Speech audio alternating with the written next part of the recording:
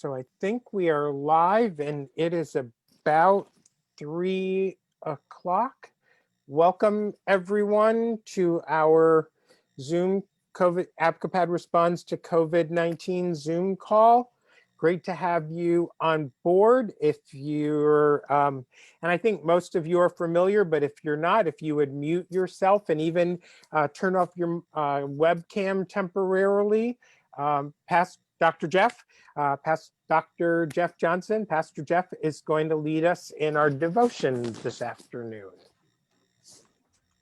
Good afternoon, everyone. Thanks for taking the opportunity out of what we're sure is a very busy week and a very busy day to spend a few moments with us together. We really do appreciate what we consider to be the privilege of your time.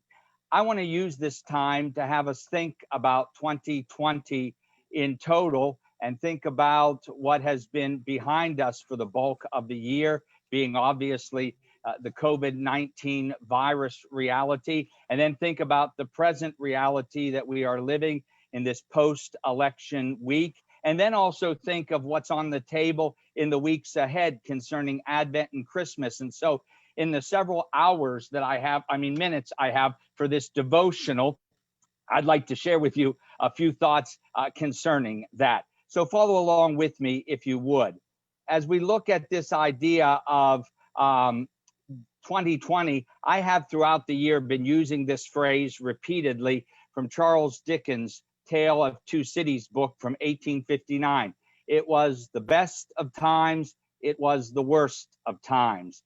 And this afternoon, what I'd like to do is have us look at that from the perspective of not necessarily a tale of two cities, but rather a tale of two centuries, and see how there are some obvious differences between the first century and the 21st century. But from my perspective, there are a lot of similarities. And let me just have you think about those. This was the then known world, if you will. It was not the world in the first century, but it was the then known world as we know it 2,000 years ago, primarily taking in all of what we know today to be Western Europe, Middle Asia, and some of the edges of the Far East and North Africa. But there were a lot more countries and a lot more continents for us to come to know. But this is the way the world looked for those who lived 20 centuries ago. And these were some of the characteristics of that world: a global economy, multiculturalism, moral relativism, globalization, huge unchurched, non-church population, oral learners, spiritual pluralism, disparity between those who had and those who didn't. Under 18 was the largest population, especially when you take in regard to the fact that the average lifespan was 30 years. And the West was the mission field, and there was East and West international immigration.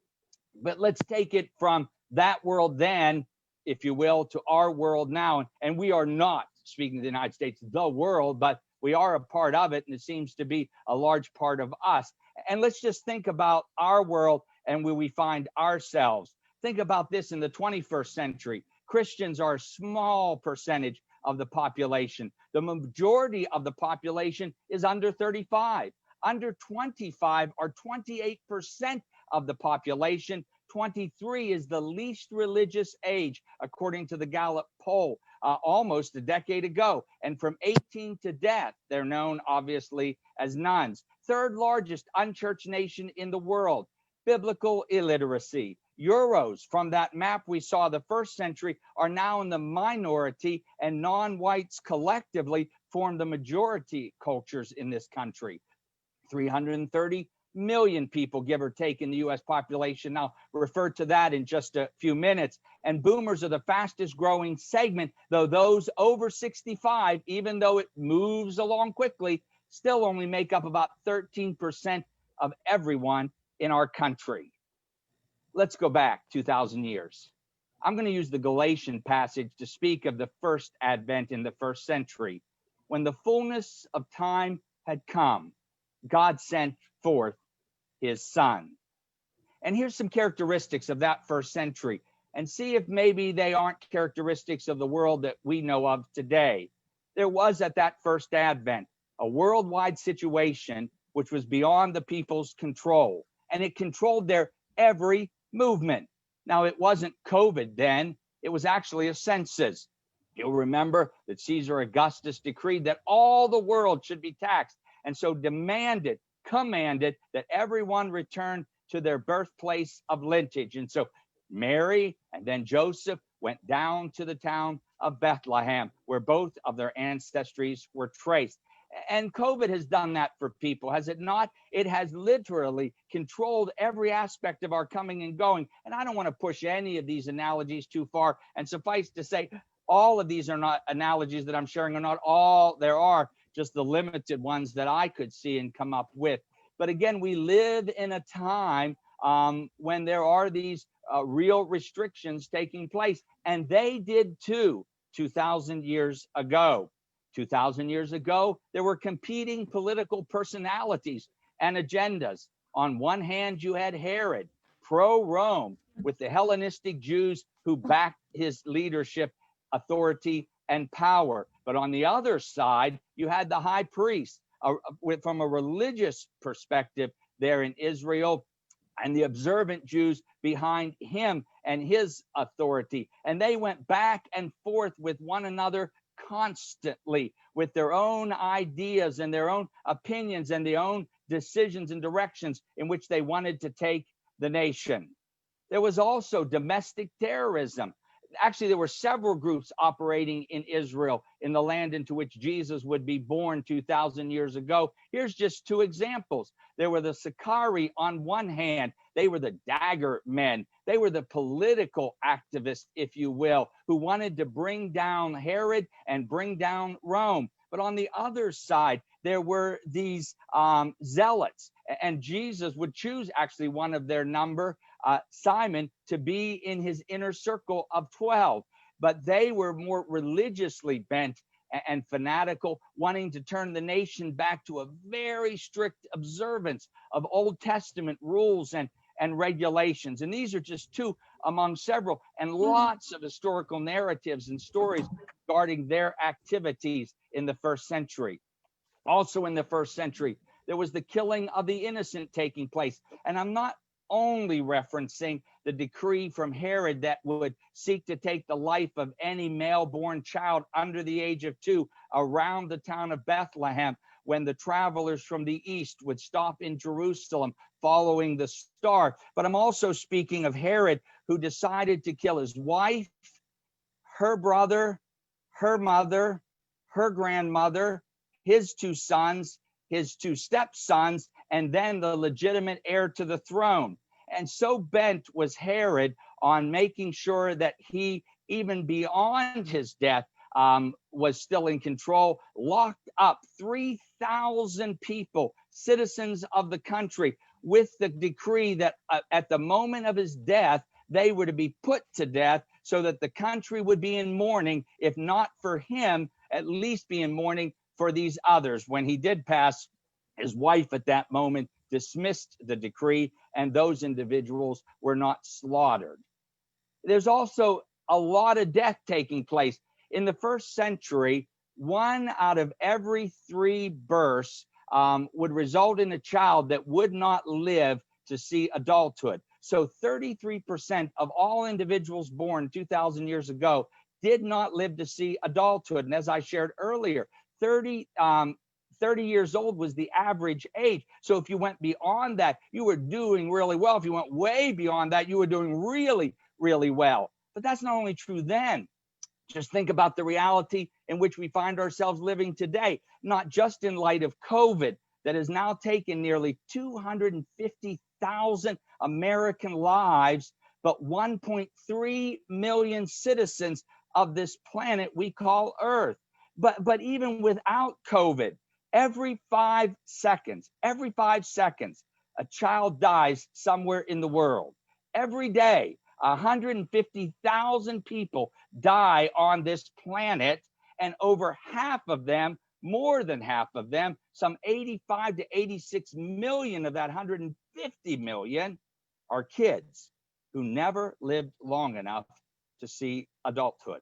So like in the first century, for various reasons, a lot of death then and a lot of death now. And we're also living a time due to COVID, like the first family. Way back then, family and friends were separated and absent. Think about it. When Jesus was born, that should have been a time when all kind of folks got together to celebrate and rejoice in this new birth. Listen, if Mary and Joseph had had some close relatives in Bethlehem or the immediate vicinity, they would have ended up staying in their home, even if they had to cram them in, because family takes care of family. But not in this instance. They ended up being put into probably what equated with the cave, the back shelter or back side of a public boarding house or public hotel, motel accommodations. And we're living in a time, especially now as we come into the holidays, holy days, when family are supposed to be together, when we're supposed to be with one another in close proximity. And yet, because of COVID and because of people's opinions and views, family and friends find themselves separated and absent and distant and not together and in the same place or on the same place. Yes, those were the realities then, but what else? Let me just give you a few thoughts regarding that. Again, contrasting then and now. Then the unexpected showed up right away. It says, then there was there in the shepherd's field a multitude, an innumerable number of the heavenly host. And we saw this taking place as church after church within our region family, across our two-state region, across our country, within our denomination, outside of our denomination. We saw that as churches went online, and I don't care if your church had 2 people on a Sunday morning, 200 people on a Sunday morning, or 2,000 people on a Sunday morning. What we saw was, as churches went online, there was the unexpected number of people show up right there in that moment. They were present together. And there's not one church that hasn't had more views of their online services and activities than those who normally attended on site in person their week-to-week worship service. Multitude.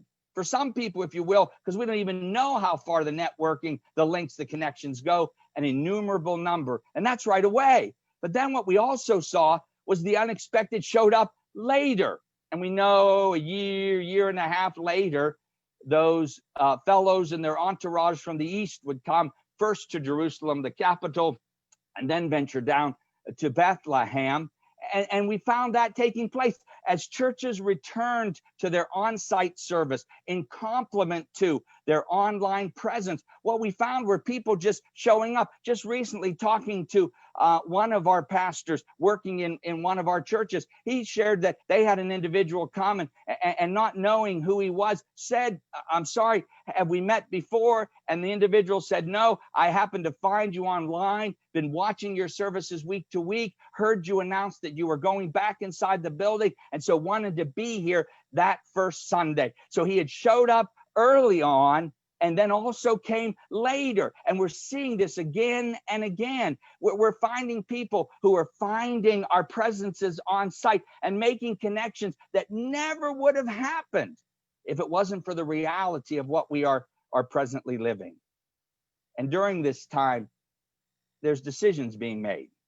You know, the angels could have just shown up and announced to the shepherds, hey, this is what happened. And they could have waved and said, thank you very much, and got on with doing what they were doing.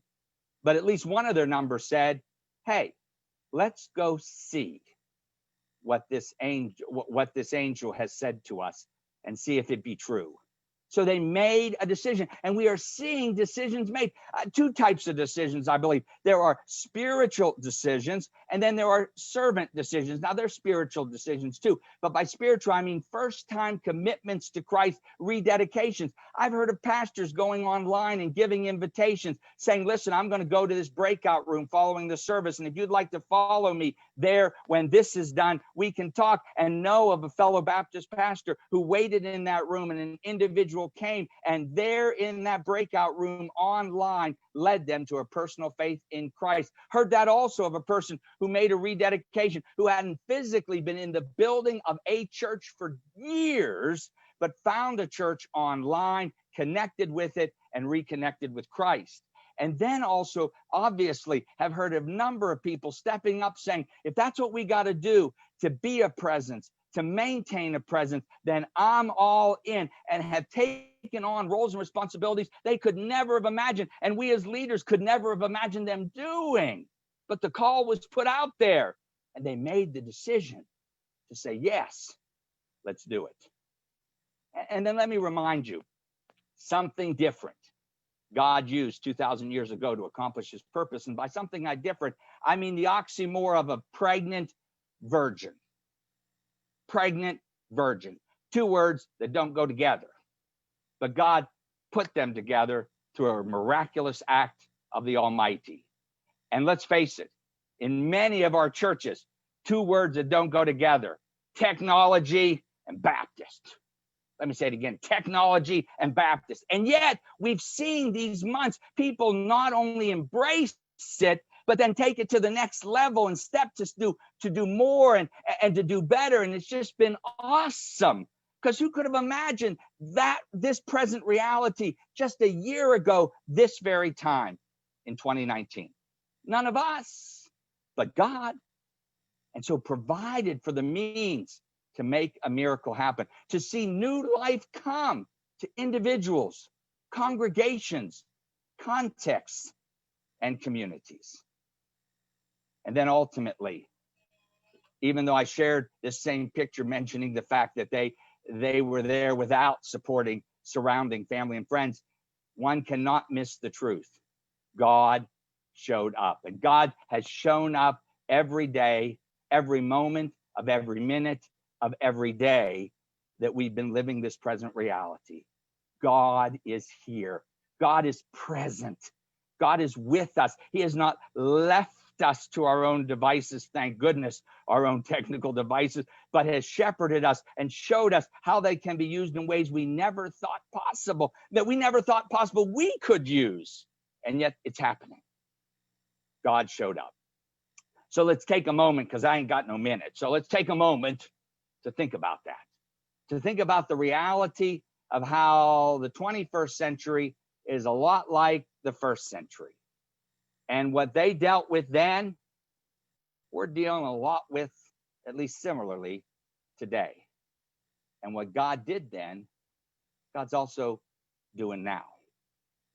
So whether it's the best of times or the worst of times, friends, it's the only time we've got. So let's make the most of it. Better yet, let's make the best of it. And let me use this Galatian passage in relationship to the fullness of time again.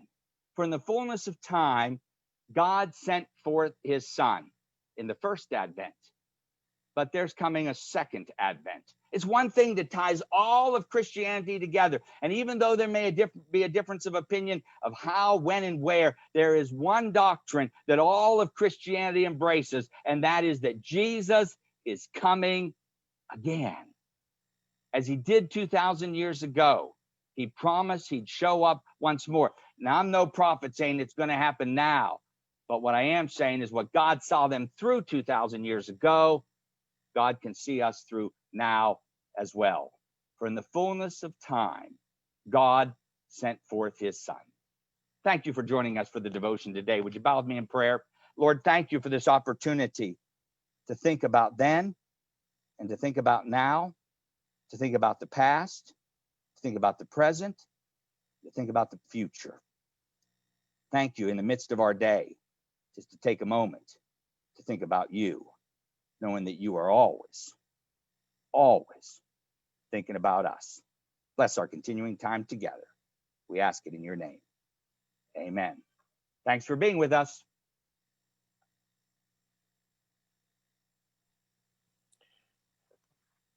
All right, friends.